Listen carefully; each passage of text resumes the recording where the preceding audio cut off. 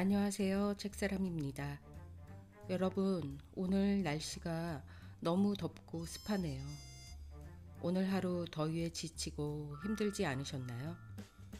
차가운 물로 샤워하시고 시원한 복장으로 오디오북 들으며 하루 편히 마무리하셨으면 좋겠습니다. 오늘 소개해드릴 작품은 로렌스 블록의 균형을 잡아라입니다. 회계사로 남부러울 것 없는 50대 남자 마일론 해팅거. 어느 날 협박 편지가 날아옵니다. 완전히 만족하고 있는 이 일상이 무너지면 안 됩니다. 그는 과연 어떻게 이 위기를 벗어날까요? 오늘도 책사랑과 함께 편안한 시간 보내세요.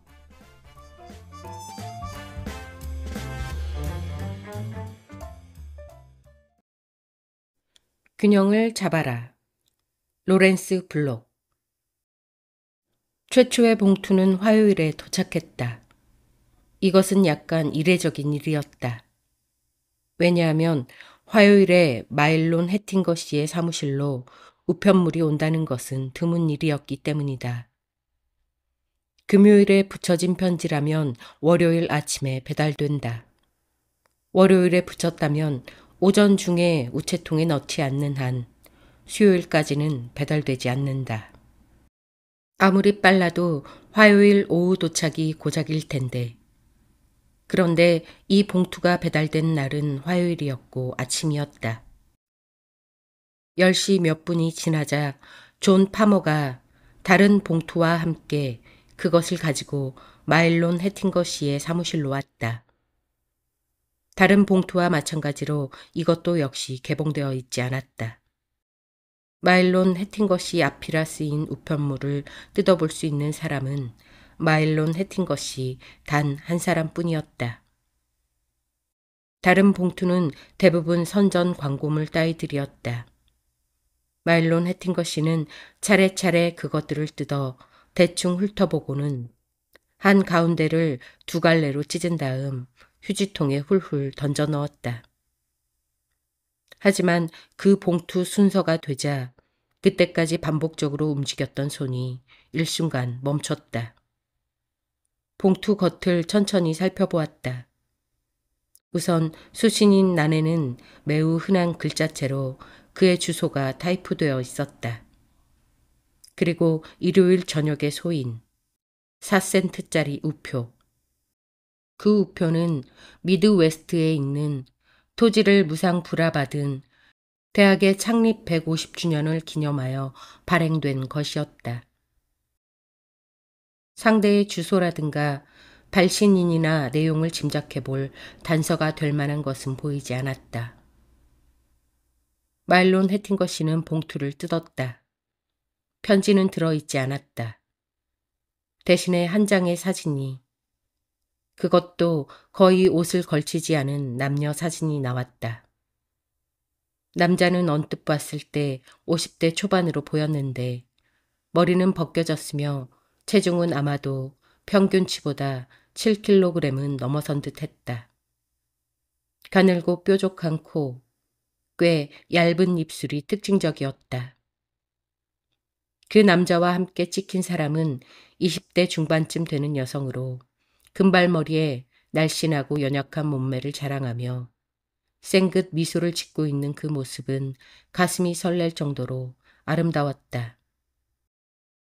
남자는 마일론 해팅거 씨, 그리고 여자는 실러 빅스였다. 15초나 지났을까. 마일론 해팅거 씨는 한참 동안 그 사진을 물끄러미 바라보았다. 이윽고 책상 위에 사진을 놓더니 사무실 출입문으로 걸어가 그 문을 안으로 잠갔다. 그리고 나서 다시 책상으로 돌아와 등받이 의자에 앉아 아까의 그 봉투 속에 사진 이외의 어떤 것도 들어있지 않다는 것을 확인했다. 아무것도 없음이 분명히 확인되자 그는 사진을 네 갈래로 찢은 뒤 봉투도 똑같은 방법으로 찢었다. 그리고 찢은 조각들을 이번에는 가지런히 모아서 잿더리 속에 넣고 태웠다. 만약 그가 몹시 소심한 남자였다면 사진과 봉투를 수도 없이 잘게 조각내서 사방팔방으로 흩어놓은 채 커다란 책상 밑에 숨어서 말 못할 불안과 초조로 벌벌 떨었을지도 모른다. 하지만 마일론 해팅거 씨는 그런 일로 흔들리는 인간이 아니었다. 그 사진은 협박이 아니다. 협박의 가능성. 장차 어떻게 나오리라는 공갈의 징후에 지나지 않는다. 실제로 협박장이 날아온 것도 아닌데 지레 겁에 질려 초조해야 한들 무슨 소용이 있겠는가. 한편 그가 몹시 별난 인간이었다면 그 사진을 스크랩북에 붙여놓든가 기념품으로 여기며 간직할지도 모른다. 그러나 마일론 해팅거 씨는 그렇게 태평스러운 행동을 즐기는 인물도 아니었다. 게다가 스크랩북 따위를 가지고 있지도 않았고 추억이 담긴 물건을 보관해 두는 습관도 없었다. 재떨이에서 나는 연기는 답답하고 불쾌한 냄새를 발산했다. 찢은 조각들이 다 타자 마일론 해팅거 씨는 에어 컨디셔너의 스위치를 켰다.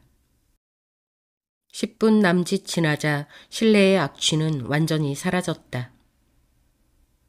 두 번째 봉투가 도착한 것은 그로부터 이틀 후인 목요일 오전이었다. 마일론 해팅거 씨는 그것이 오리라고 미리 예상은 했었으나 마음은 설레이지도 그렇다고 덜덜 떨리지도 않았다. 수북이 쌓인 편지 더미에서 발견된 그 봉투는 그전 것과 똑같았다. 수신인도 같고 타입 친 글자체도 마찬가지였다. 우표도 처음 봉투에 붙였던 것과 동일한 것이었다. 소리는 달랐지만 역시 놀랄 일은 아니었다. 이번 봉투에는 사진이 들어있지 않았다. 그 대신 싸구려 편지지가 한 장 나왔다.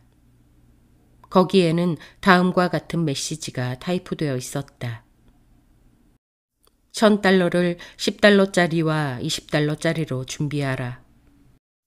돈은 상자에 채워서 지하철 타임스 스퀘어 역에 물품 보관함에 넣어라. 물품 보관함의 열쇠는 봉투에 넣어서 슬로컴 호텔의 프런트에 조단 씨 앞으로 맡겨둘 것. 오늘 중으로 모든 일을 시킨 대로 하라. 그렇지 않으면 이 사진을 당신 아내에게 보내겠다. 경찰에게 알릴 생각은 마라. 탐정도 물론 고용해서는 안 된다.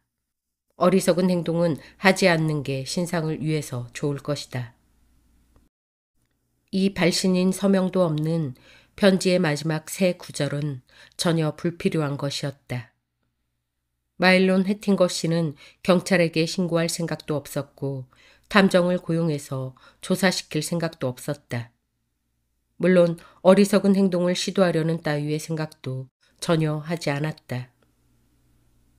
편지와 봉투를 태운 뒤 에어 컨디셔너로 좁은 방에 가득한 냄새를 내몰고 마일론 해팅거 씨는 창가에 선 채로 동쪽 43번가에 뻗어 있는 거리를 바라보며 생각에 잠겼다.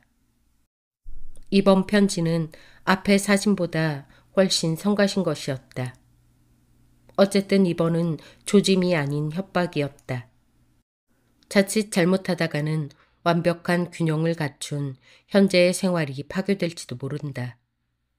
그런 상황을 허용할 수는 없었다.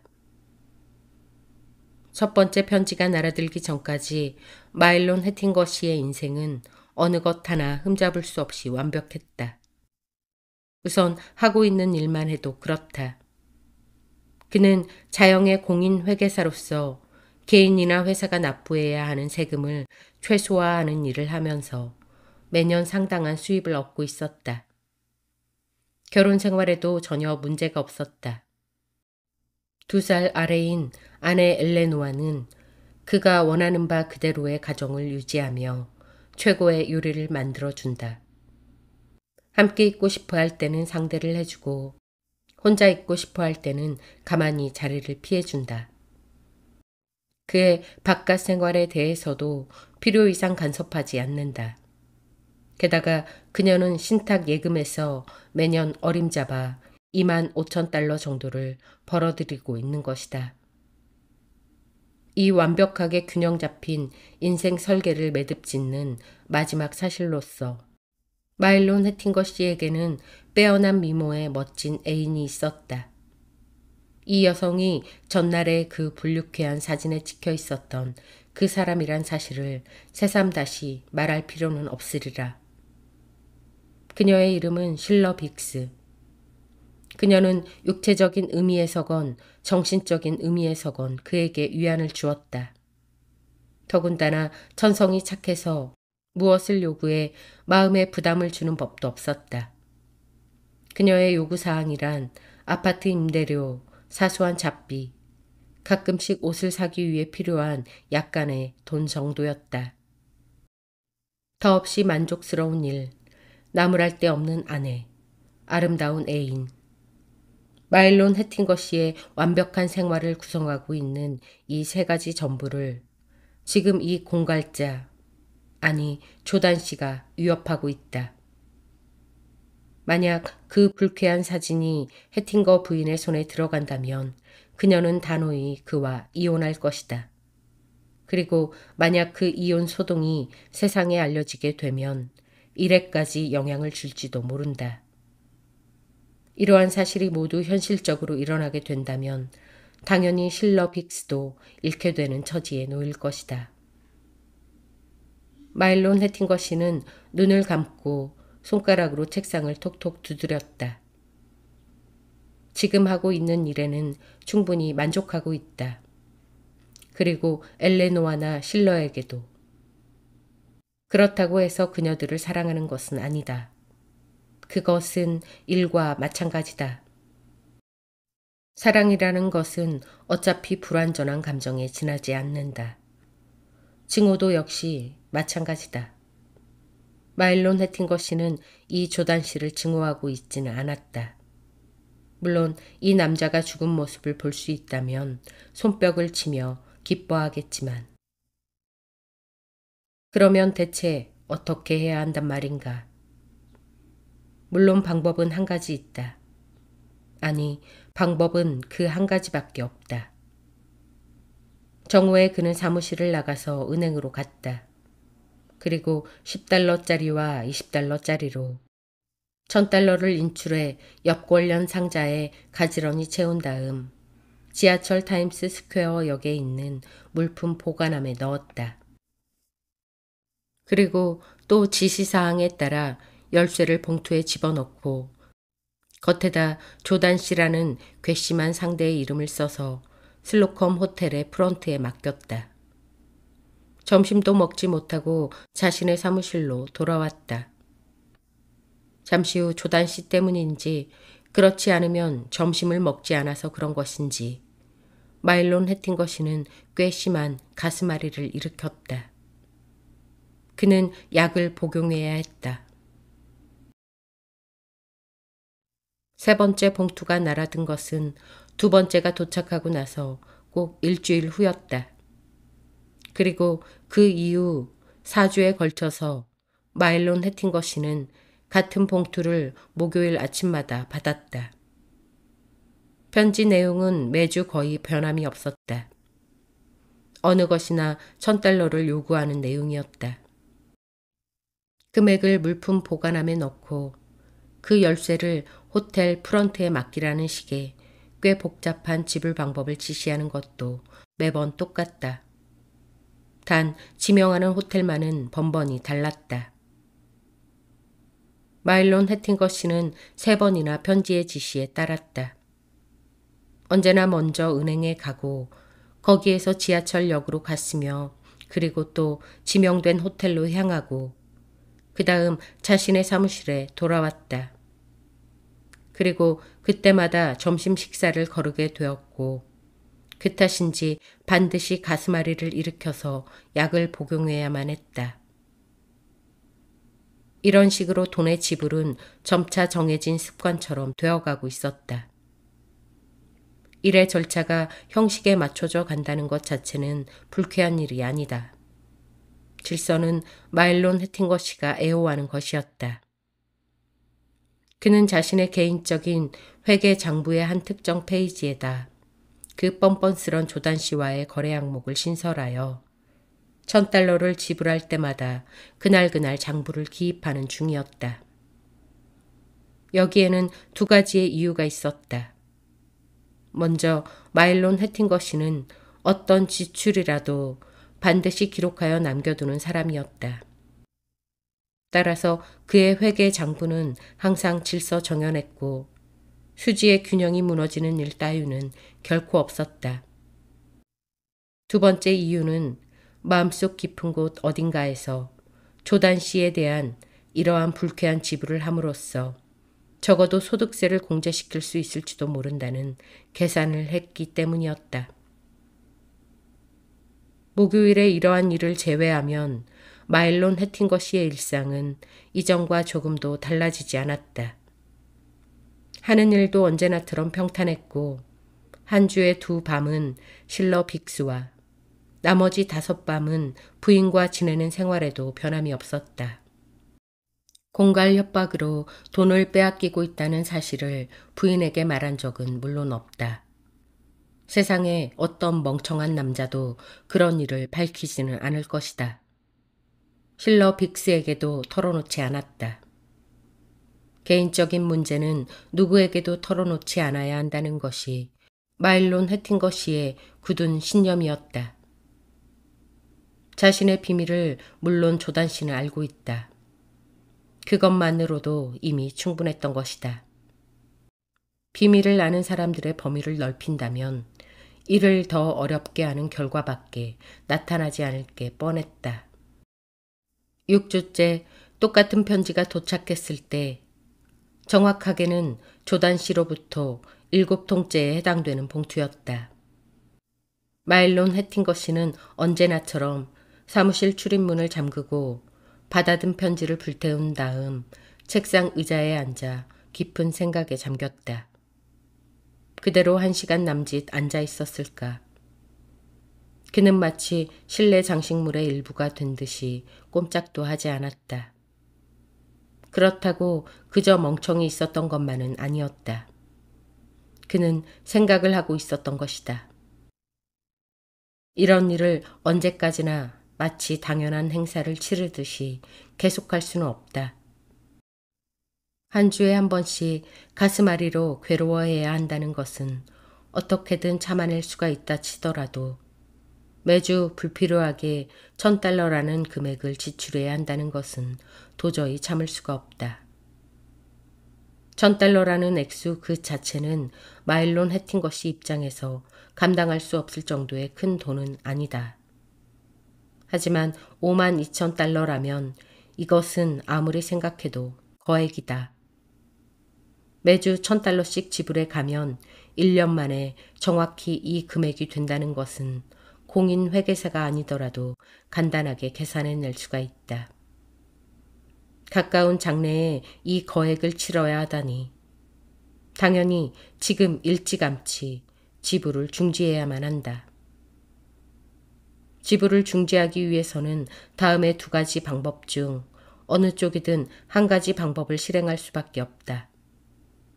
즉 공갈자에게 찍힌 비열한 사진을 자신의 부인 앞으로 보내게 방치하든가 아니면 그에게 공갈을 그만두게 조치를 취하든가 둘 중에 하나다. 첫 번째 방법에 의해서 약이 될 결과를 생각하니 처음에 협박장을 받아들었을 때처럼 눈앞이 캄캄해졌다. 두 번째 방법도 불가능하다는 생각이 들었다. 지불하는 돈에 동정을 바라는 편지를 같이 넣어서 협박자가 어쩌면 지니고 있을지도 모를 양심에 호소할 수도 있으리라. 하지만 자기 자신도 그런 고결한 본능과는 거리가 먼 마일론 해팅거시로서는 정체도 모르는 조단 씨라는 인물이 그런 본능을 소유했으리라고는 도저히 생각할 수조차 없었다. 그렇다면 어떤 방법이 있을까? 기회만 주어진다면 언제라도 조단을 죽일 수가 있을 텐데. 그래, 그래야겠지.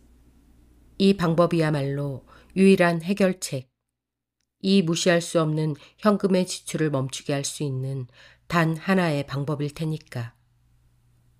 하지만 이것도 쉬운 일은 아니다.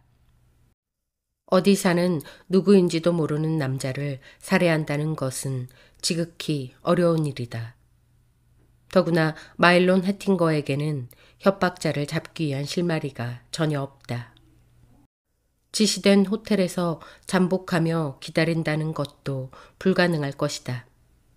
어쨌든 조단 씨 쪽은 그를 알고 있기 때문에 기다림에 지쳐 포기하고 돌아가는 것을 확인하고 나서야 돈을 찾아갈 것이다. 지하철역의 물품 보관함 주변에서 잠복한다는 것도 역시 마찬가지 이유에서 무리다. 그렇다면 대체 어떻게 해야 정체도 모르고 만난 적도 없는 남자를 죽일 수가 있단 말인가. 마일론 해팅거 씨의 생각은 다시 아까 떠올렸던 아이디어, 즉 편지로 상대의 고결한 본능에 호소한다는 방법으로 되돌아갔다. 그때 희망의 빛이 스쳤다. 그는 빙긋 웃었다. 그 만족한 웃음은 정확하고 완벽한 추리에 의해서 난제를 해결한 인간만이 보일 수 있는 것이었다. 그날도 마일론 해팅거 씨는 정오의 사무실을 나왔다. 그러나 은행으로 향하지 않고 그 대신 몇 군데인가 다른 장소에 들렀다. 그는 화학약품을 취급하는 가게, 싸구려 잡화점, 약방들을 거쳐갔다. 그는 어느 가게에서도 한 가지 이상의 물건은 사지 않았다. 그가 무엇을 샀는가를 일일이 문제 삼을 필요는 없다. 요컨대 그는 폭탄을 만들기 위한 재료를 샀던 것이다.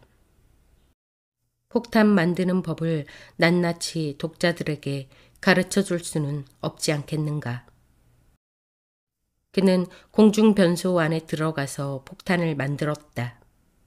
용기는 언제나 10달러짜리와 20달러짜리로 1000달러를 가득 채웠던 엽권련 상자였다.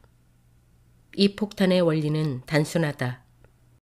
폭약은 니트로글리세린인데 이것은 매우 폭발성이 강한 물질로 아주 사소한 자극에 의해서도 엄청난 폭발을 일으킨다. 엽권련 상자의 뚜껑을 열면 상자의 내용물이 뒤집히고 그것이 일종의 방아쇠 역할을 하여 폭발하는 것이다. 여러 가지 연구를 하며 머리를 짜냈다. 그러나 상자를 열지 않고 떨어뜨리거나 부딪히기만 해도 역시 폭발할 수 있는 위험을 없앨 방도는 없었다. 때문에 만에 하나 조단 씨가 상자를 열기 전에 폭탄이 들어있지 않나 의심을 품고 상자를 버리고 도망치게 되는 경우라도 폭발할 위험은 있다. 또 방심하다가 마일론 해팅거 씨 자신도 실수로 충격을 가해서 폭발시켜 버릴 수 있는 것이다. 결국 니트로글리세린이라는 것은 사소한 충격에도 폭발하는 위험물질인 셈이다. 마일론 해팅거 씨는 일단 폭탄을 완성하자 그 뒤는 언제나와 같은 행동을 취했다. 지하철의 타임스 스퀘어 역으로 가서 물품 보관함 안에 폭탄을 조심스레 넣었다. 열쇠를 빼서 봉투에 넣고 겉봉에 조단 씨 귀하라고 쓴 다음 블랙모어 호텔 프런트에 맡겼다. 거기까지 끝내고 사무실로 돌아오니 다른 때보다 20분이 늦었다. 그날 오후에는 여간에서 일에 집중할 수가 없었다. 폭탄을 만드는 데 들었던 각종 비용을 역시 조단 씨의 지불 페이지에 기입하고 나자 내일 아침이면 장부의 이 항목을 마감할 수가 있다는 생각이 머리에 떠올라 저절로 입이 벌어졌다. 일을 해보려고 여러 가지로 노력했으나 조금도 진척되지 않았다. 그는 급기야는 손을 놓고 의자에 앉아서 자신의 멋진 문제 해결 솜씨를 한 번 더 떠올려 보았다. 폭탄이 불발로 끝나는 일은 결코 없을 것이다. 하여튼 그 엽권련 상자에 조단 씨를 비롯해 그의 주위 반경 약 20야드 이내에 있는 것은 거의 무엇이든 날려버릴 정도의 니트로글리세린을 채워 넣었으므로 협박자는 도저히 살아날 가망이 없다. 그것보단 조단 씨 외에도 대단히 많은 사람들이 생명을 잃을 가능성이 크다는 문제가 있다. 만약 조단 씨가 지하철역에서 상자를 여는 어리석은 행동을 저지르거나 부주의해서 손에서 떨어뜨리거나 하면 그 지하철역은 필시 아수라장으로 변할 것임이 분명하다. 하지만 집까지 상자를 가지고 돌아가서 자신의 방에서 열게 되면 다른 사람이나 사물의 피해도 훨씬 줄인 채 자신의 생을 끝맺음하게 될 것이다.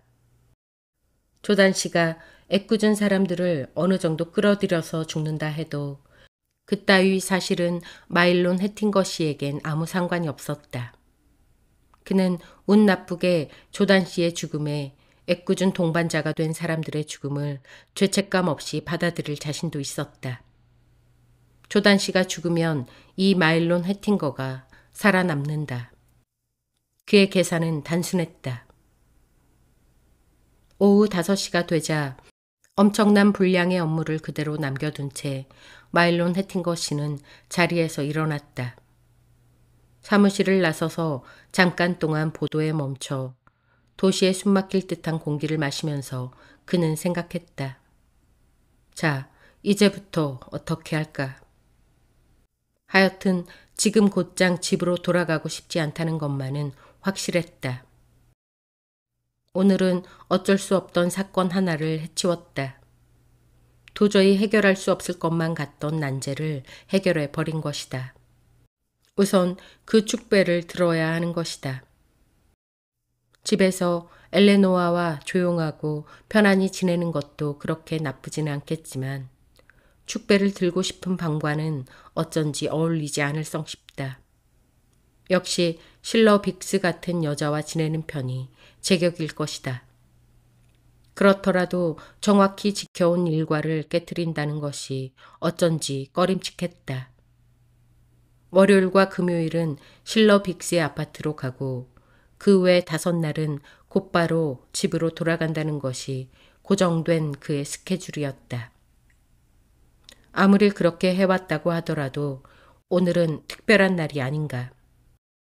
그는 그날 이미 하나의 정해진 습관, 즉 내키지 않은 지불의 습관을 깨뜨려 버렸다. 거기에 하나 더 한다고, 그리고 단 하룻밤 정도라면 그리 큰일 날 건 없지 않을까. 마일론 해팅거 씨는 공중전화로 가서 부인에게 전화를 걸었다. 오늘은 돌아가기가 어려울 것 같군. 좀 더 일찍 연락하려고 했는데 시간이 없었어.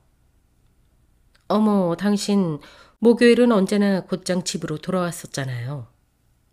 아, 알고 있어. 오늘은 급한 볼일이 생겼기 때문이야.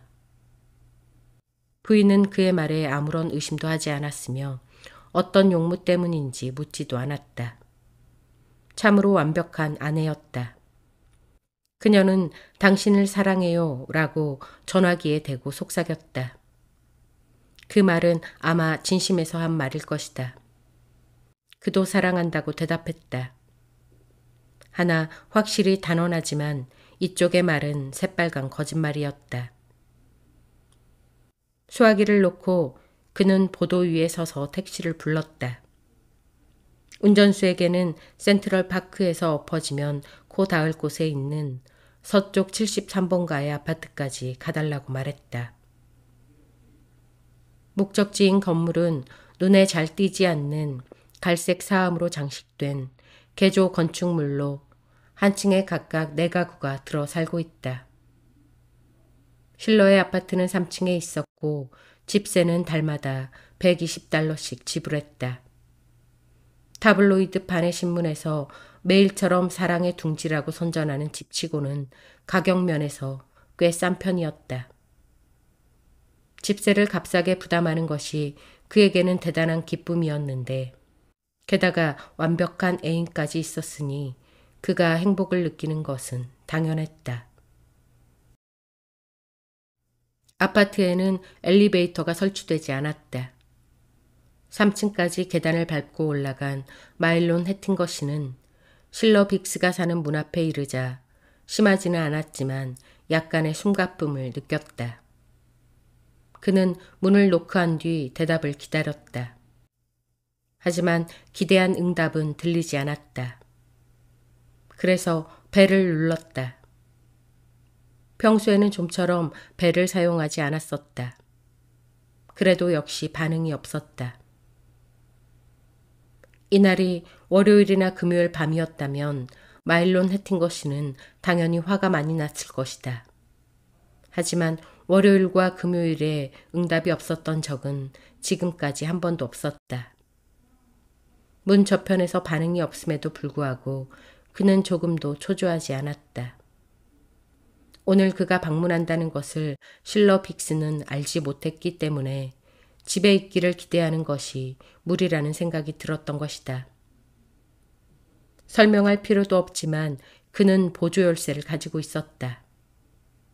완벽한 애인을 가진, 아니 완벽하지 않은 애인이더라도 남자가 자신이 집세를 지불해주는 아파트의 열쇠를 소유하는 건 당연하다. 그는 보조 열쇠를 사용해서 문을 열고 안으로 들어가서 문을 잠갔다. 스카치병을 찾아 한 잔 따랐다. 여느 때처럼 월요일이나 금요일 밤이었다면 실러 빅스가 그를 위해 따라주었을 것이다. 마일론 해팅거시는 안락의자에 푹 잠겨서 술을 홀짝거리며 실러 빅스가 돌아오기만을 기다렸다. 기다리면서 그녀가 돌아온 뒤 함께 지내게 될 즐거운 한때에 대한 기대와 불운한 조단 씨의 죽음이 가져다주는 만족감에 푹 빠져 있었다. 마일론 해팅거시가 호화롭지는 않지만 환경만은 아주 멋진 이 아파트에 도착해서 위스키를 술잔에 따를 때는 6시 20분 전이었다. 그리고 계단을 올라오는 발소리가 들려오고 그 다음 열쇠가 문의 열쇠구멍에 끼워지는 소리가 들렸을 때의 시계바늘은 6시 20분을 가리키고 있었다. 밖에 있는 그녀에게 무언가 말을 걸려고 입을 벌리다가 그는 다시 생각을 바꾸었다. 그래, 지금 부르지 말자. 가만히 있다가 그녀가 깜짝 놀라는 얼굴을 구경하자. 문이 열렸다. 펄럭이는 아름다운 금발머리의 실러 빅스가 콧노래를 흥얼대면서 집 안으로 들어섰다. 반짝반짝 빛나는 눈, 지금이라도 금방 춤출 듯한 가벼운 발걸음. 그리고 그녀는 두 팔을 기묘한 상태로 펼치고 있었는데 그것은 모델 지망생이 책을 머리에 올려놓고 워킹 연습을 할 때의 그 자세였다. 머리 꼭대기에 소포를 올려놓고 떨어뜨리지 않기 위해 균형을 잡고 있었다. 마일론 해팅거시가 그녀 머리 위에 얹혀있는 상자가 기억할 만한 것이라고 깨달은 것과 실러 빅스가 마일론 해팅거시가 집에 있다는 것을 알아챈 것은 거의 동시였다. 두 사람은 서로가 예민하게 반응했다. 마일론 해팅거시는 유능한 회계사라는 직함에 걸맞게 한순간 정확한 결론에 도달했다. 실러 빅스도 마찬가지로 재빠르게 추리했으나 단 그녀가 찾아낸 해답은 그보다는 약간 불완전했다. 마일론 해팅거시는 몇 가지 결론을 동시에 내렸다. 먼저 이 방에서 도망쳐 나가려고 했다. 그리고 그 아름다운 머리 위에서 흔들거리고 있는 상자를 어떻게든 지금 있는 그 위치에 그대로 놓아두려고 노력했다. 그리고 마지막으로 공포에 질린 실러 빅스의 머리 위에서 상자가 미끄러지는 것을 보고는 자신의 손으로 그것을 받으려고 결사적인 다이빙을 감행했다. 마일론 해팅거시는 바람을 가르며 의자에서 일어나 두 손을 내밀면서 낙하하는 옆 관련 상자를 향해서 돌진했다. 무시무시한 폭음이 울렸다. 마일론 해팅거시의 귀에는 단지 폭음의 시작밖에는 들리지 않았다.